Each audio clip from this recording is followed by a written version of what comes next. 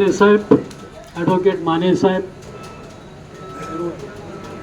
आणि सर्व लीडर मी भाषण ऐकता मला आज आठवण झाली SR कुलकर्णी आणि शांतीबाई, डॉक्टर शांतीबाई पटेल हे दोघे जण आपले अपराध साहेब आणि केरसी साहेब, खरोखर मला मनापासून वाटलं की आज या ठिकाणी जिवंतपणे SR कुलकर्णी आणि शांतीबाई पटेल आहेत. खरोखर मला काय माहिती, मला वाटलं खरं. पहिल्या प्रथम मी माझ्या कामगार बंधूंचं तसं मॅक्झिमम आपला पेन्शनर समाज या ठिकाणी पेन्शनर्स फॅमिली आलेली आहे, मी त्यांचं स्वागत करतो आणि मी माफी मागतो.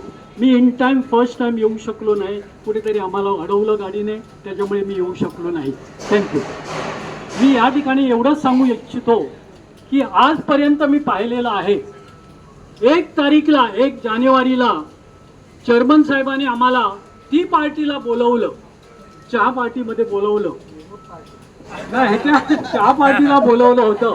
त्या पार्टीमध्ये त्याने आम्हाला सांगितलं you are free to talk, you are free to have some resolutions, you are free to support me in a different way, असं वगैरे सांगितलं. आणि शेवटी त्याने एक मनसुबा जाहीर केला. चेअरमन साहेब, तुमची कोणी माणसं ऐकत असेल तर ऐका, काय सांगितलं होतं तुम्ही, आम्ही एक नवीन गोदी काढू इच्छितो साहेब, असं म्हणाले. आम्ही या व्यतिरिक्त ज्या आमच्या गोद्या आहेत त्यापेक्षाही आणखी आम्ही एक गोदी काढणार आहोत. आणि आम्हाला काय वाटलं, माझ्या मनात आलं, अरे आपली 16, 12, 28 बंदरं आहेत, तीच कुठेतरी उजेडता होतो आणायची, त्याने आपल्या बंदरामध्ये मोठमोठ्या सुधारणा, हे कुठं काय. आणि लगेच 5 महिन्यांनी त्यांचा निरोप येतो, त्यांचं एक रिझॉल्युशन होतं की आमच्या गोदी मायला, आमच्या आईला तुम्ही गहाण ठेवता, कुठेतरी गहाण ठेवता तुम्ही.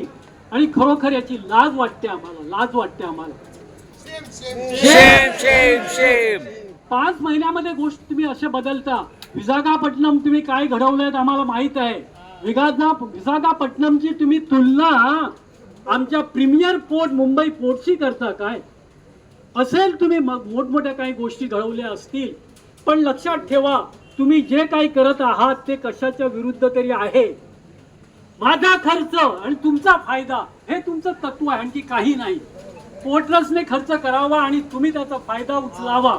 मी काही थोडक्यात सांगू इच्छित नाही. 125 काय आहेत, तुमच्या गोदावून काय आहेत, कोट्यावधी करोड रुपये तुम्ही कसे घालवत आहात आणि तुम्ही शेवटी रॉयल्टी म्हणून कसले कवडे घेणार आहात याची कल्पना नाही.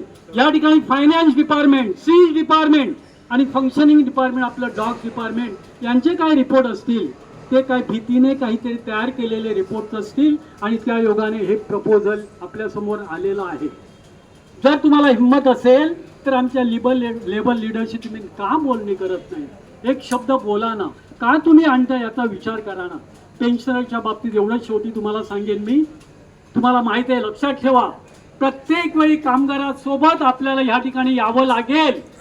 तुम्हाला माहित असेल 25 मार्च 2025ला तुमच्या पेन्शनची अर्धी वाट लागलेली आहे. व्हॅलिडेशन ऑफ पेन्शन रूल्स, लक्षात ठेवा, तुमची अर्धी पेन्शन कशी होईल याची कल्पना तुम्हाला सुद्धा येणार नाही. हे व्हॅलिडेशन ऑफ पेन्शन बिल हे काय हे तुम्हाला माहित असेल. आणि अशा परिस्थितीत जर आम्हालाच तुम्ही गहाण ठेवायला लागलात आणि जर आमचं तुम्ही अस्तित्वच तुम्ही नष्ट करायला चाललात, हे अस्तित्व फक्त माझ्या गोदीमाईचं नाही, ज्याच्या मांडीवर मेली कित्येक वर्ष मी त्याच्यावर प्रवास केला, त्या गोदीमाईचं नाही, या मुंबई पोर्टचं नाही, तर या मुंबई शहराचं आहे, लक्षात असू द्या.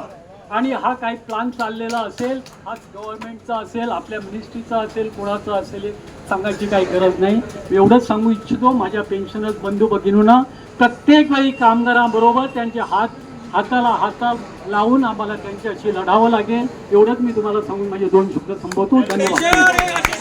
दत्तात्रय घोषणा देतील आणि समारोप होईल. तत्पूर्वी मी माता रमाबाई पोलीस स्टेशनचा सगळा स्टाफ, त्यांचे सिनियर PI वगैरे आणि त्यांचे वरचे अधिकारी, तसंच मुंबई पोर्ट ट्रस्ट आणि CISF, बाकी सगळ्या सुरक्षा एजन्सी यांचे आभार मानतो. दत्तात्रय.